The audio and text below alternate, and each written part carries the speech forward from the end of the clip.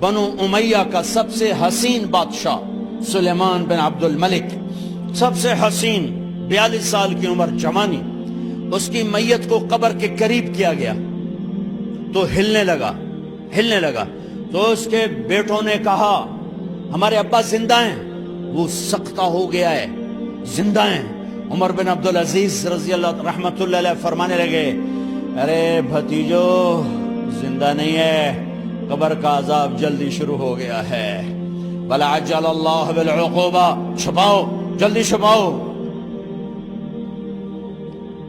عمر بن عبدالعزیز جس تخت پر بیٹھے اس پر سلیمان تھا، اس پر ولید تھا، اس پر عبد الملک تھا، ان تینوں نے اپنے من کو راضی کیا، عمر بن عبدالعزیز نے اپنے رب کو راضی کیا۔ جب عمر بن عبدالعزیز کا وقت آیا مرنے کا تو انہوں نے بلایا رجا بن حیوہ سے، فرمایا کہ میں نے عبد الملک بن مروان چاچا بھی تھے، سسر بھی تھے، ان کی بیٹی فاطمہ سے شادی ہوئی تھی، میں نے اس کو قبر میں اتارا، کفن کی گرہ کھول کے دیکھا تو اس کا چہرہ قبلے سے ہٹ چکا تھا، رنگ کالا سیاہ پڑ چکا تھا۔ عبد الملک بن مروان گورا چٹا تھا، یہ جگہ سرخ تھی، کالا۔ پھر میں نے ولید کو قبر میں اتارا، اس کا بیٹا 10 سال حکومت کی، اس نے 21 سال حکومت کی، اس نے 10 سال کی، ولید بن عبد الملک۔ میں نے اس کے کفن کی گرہ کو کھول کے دیکھا تو اس کا رنگ سیاہ ہو چکا تھا اور قبلہ کی طرف سے چہرہ پھر چکا تھا۔ پھر اس سلیمان کا واقعہ تو ابھی سنایا، پھر اس سلیمان کو قبر میں اتارا اور اس کے کفن کی گرہ کو کھول کے دیکھا تو اس کا چہرہ قبلے سے ہٹ چکا تھا۔ اب میں جا رہا ہوں، مجھے دیکھنا۔ پہلے تینوں نے حکومت کی پوجا کی اور عمر بن عبدالعزیز نے اپنے اللہ کی پوجا کی۔ انہوں نے ایک بڑا عجیب خطبہ دیا جب خلیفہ بنے، اے لوگو،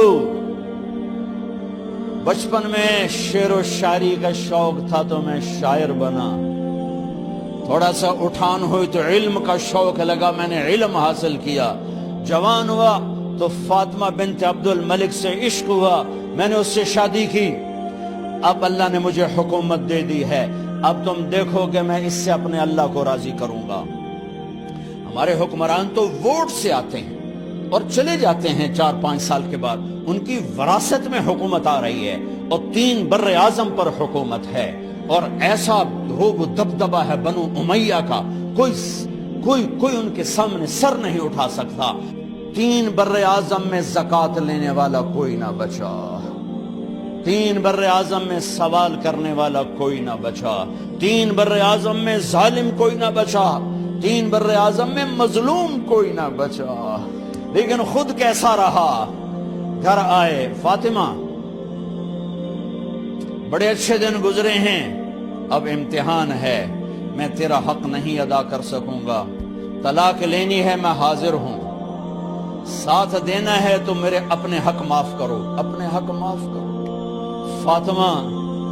فاطمہ جیسی عورت انسانی تاریخ میں کوئی نہیں آئی، سیاسی لحاظ سے، سیاسی، دادا مروان بادشاہ، باپ عبد الملک بادشاہ، بھائی ولید بادشاہ، دوسرا بھائی سلیمان بادشاہ، تیسرا بھائی ہشام بادشاہ، چوتھا بھائی بادشاہ اور اپنا خامن بادشاہ، 7 نسبتوں سے یہ عورت شہزادی ہے۔ کائنات انسانی تاریخ میں اتنی بڑی عورت کوئی نہیں آئی، سیاسی۔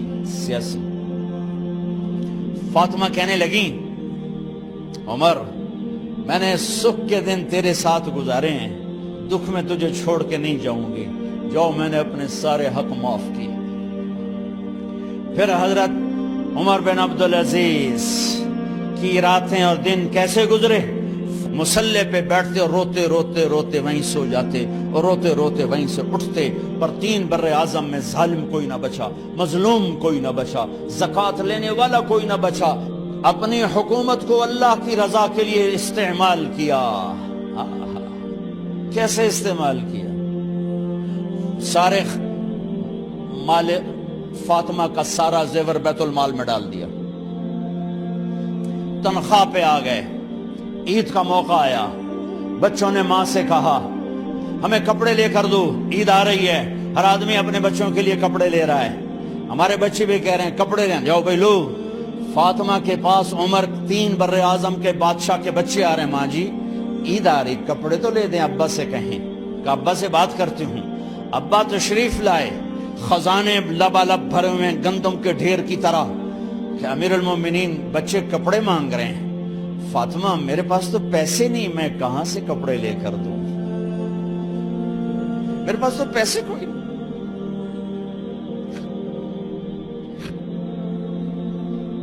حضرت فاطمہ نے کہا پھر بچوں کا کیا کروں؟ کہا پھر مجھے بھی نہیں پتا کیا کروں۔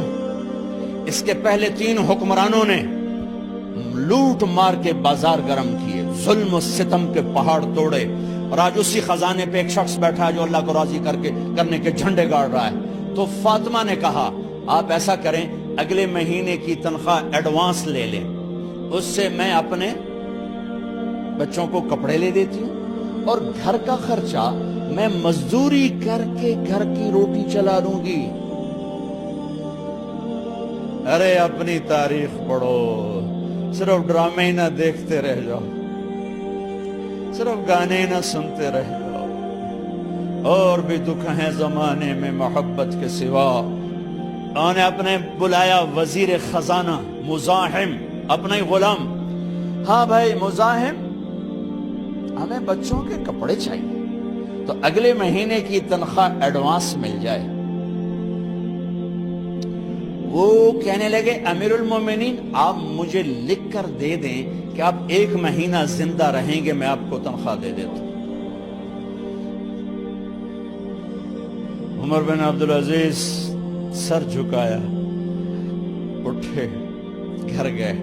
فاطمہ میرے بچوں سے کہہ دو کہ تمہارا باپ کپڑے لے کے نہیں دے سکتا۔ اپنی تاریخ تو دیکھو، عید کا دن آ گیا، خلیفہ وقت عید کی نماز پڑھاتے تھے، نمازیں بھی خلیفہ وقت پڑھاتے تھے۔ بنو امیہ کا خاندان ملنے کے لیے آ رہا ہے، سارے سرداروں کے بیٹے اعلیٰ پوشاک، اعلیٰ لباس ملنے آ رہے ہیں۔ تھوڑے دیر بعد دیکھا تو بچے بھی ملنے آ رہے ہیں، امیر المومنین کی حیثیت سے بچے باپ کو ملنے آ رہے ہیں، اور ان کے جسموں پر پرانا لباس ہے۔ حضرت عمر انہیں دیکھ کر ادھر اپنے سرداروں کے بچے دیکھے تو زرق برق پوشاکیں، اپنے بچوں کو دیکھا۔ ارے اس باپ سے پوچھو جو سب کچھ کر سکتا ہو اور پھر مٹھی بند کر لے کہ نہیں میں نے حرام کی طرف نہیں جانا۔ بچوں کو دیکھا تو آنکھیں ڈبڈبا گئیں، آنکھوں میں آنسو آ گئے۔ فرمایا میرے بچوں آج تمہیں اپنے باپ سے گلہ تو ہوگا کہ آج ہمارے باپ نے کپڑے ہی نہ لے کے دیے۔ ان کے ایک بیٹے ہیں عبد الملک، ان سے بھی 4 ہاتھ آگے تھے، ان سے پہلے ہی فوت ہو گئے تھے۔ کہنے لگے ابا جان آپ کو مبارک، آج ہمارا سر بلند ہے، ہم شرمندہ نہیں ہیں، آپ کو مبارک ہو، آپ نے قومی خزانے میں بددیانتی نہیں کی ہے، ہم شرمندہ نہیں ہیں، انسانوں کو کپڑوں پہ نہیں تولا جاتا۔ آج کا میرا دیس کا مالدار اتنا فقیر ہو گیا ہے، اتنا چھوٹا ہو گیا ہے کہ وہ اپنا تعارف کروانے کے لیے 50 لاکھ کی گھڑی لیتا ہے، 6 لاکھ کا جوتا لیتا ہے۔ آج کی بیگم اتنی چھوٹی ہو گئی ہے کہ اپنے قد کو بڑا کرنے کے لیے وہ 10 لاکھ کا ہینڈ بیگ لیتی ہے کہ دیکھو میرا بیگ 10 لاکھ کا ہے۔ ارے میری بہن تو 10 ٹکے کی بھی نہیں رہی، اگر تو نے بیگ سے اپنے آپ کو بڑا بنایا، او میرے دوست تو 2 ٹکے کا نہیں ہے۔ اگر تو 10 لاکھ کے جوتے اور 50 لاکھ کی گھڑی سے اگر تو بڑا بننا چاہتا ہے، ارے اس دھوکے سے نکلو۔ برینڈڈ کہاں جا رہے ہو؟ جب تم اپنی ذات میں بے قیمت ہو تو رب ذوالجلال کی قسم تمہاری گھڑیاں، تمہارے بیگ، تمہاری گاڑیاں، تمہارے بنگلے تمہاری عزت کو بڑھا نہیں سکتے۔ ابا جان آج ہم خوشی سے بلند ہیں کہ ہمارے باپ نے بددیانتی نہیں کی۔ گھر میں تشریف لائے، کہنے لگے فاطمہ کچھ پیسے ہیں، میرا انگور کھانے کو جی چاہ رہا۔ بس فاطمہ رونے لگی، فرمایا امیر المومنین خزانہ تو بھرا پڑا ہے، 1 درم کا بھی تیرا حق نہیں ہے کہ تو 1 درم لے کے انگور خرید لے۔ تو تڑپ اٹھے، فاطمہ میں جہنم نہیں برداشت کر سکتا۔ وہ میرے بھائیو جو دن رات سود میں پھنس چکے ہو، جو دن رات جوئے شراب میں پھنس چکے ہو، کیسے اللہ کے سامنے سرخرو ہو کر کھڑے ہو گے؟ ایک رات گھر میں تشریف لائے، بچیاں بیٹیاں، منہ پہ ہاتھ، کپڑا رکھو، دوپٹہ رکھو منہ پہ، اور بات کریں۔ آپ نے پوچھا ارے کیا ہوا تمہیں، یہ منہ پہ کپڑا کیوں رکھتے ہو؟ تو خاموش ہو گئی، لیکن گھر کی خادمہ رو پڑی، کہا امیر المومنین آج آپ کی بیٹیوں نے کچا پیاز توڑ کے اس سے روٹی کھائی، سالن کھائی، اور میرے آج کا تاجر کہتا ہے جھوٹ نہ بولوں تو کاروبار کیسے، میرا افسر کہتا ہے رشوت نہ لوں تو گزارا کیسے کروں۔ تو عمر بن عبدالعزیز پھس پہ ہچکیوں کے ساتھ روئے کہ میری بچیوں میں تمہیں بڑے اچھے کھانے کھلا سکتا ہوں، پر میں جہنم کی آگ برداشت نہیں کر سکتا۔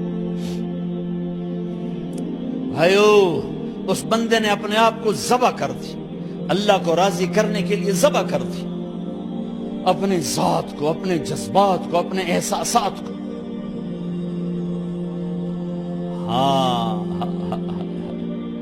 اب اللہ نے صلہ کیا دیا، جب انتقال ہوا ہونے لگا تو بلایا رجا کو، جو میں بات پہلے چھوڑ کے ادھر ان کی تھوڑی سیرت بتائی کہ رجا اب میں مرنے لگا ہوں۔ عبد الملک کالا ہو گیا تھا، ولید کالا ہو گیا تھا، سلیمان کالا ہو گیا تھا۔ یہ کیوں کالے ہوئے تھے؟